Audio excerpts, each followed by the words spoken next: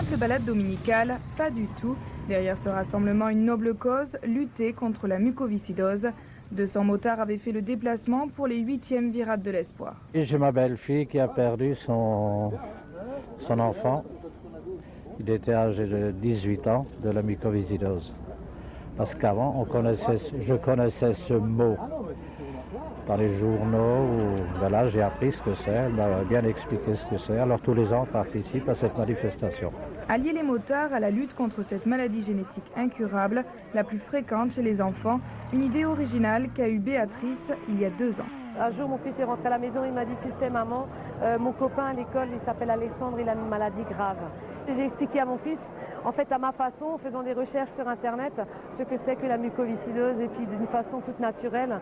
Ceci m'a amené effectivement à mieux comprendre cette maladie et à mener ce fameux combat.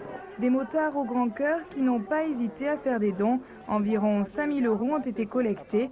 De l'argent pour la recherche contre cette maladie qui touche 90 personnes dans le Haut-Rhin. On peut comme ça faire connaître la maladie. Savoir que la mucoviscidose, c'est une maladie qu'on ignore souvent. On ne voit pas les malades parce qu'ils sont très bien portants en temps normal. Ils sont à l'école, ils vivent en société. Rien n'est différencié des autres. Même si l'espérance de vie d'un malade a quintuplé en 40 ans, il faut savoir qu'elle n'est que d'une trentaine d'années aujourd'hui.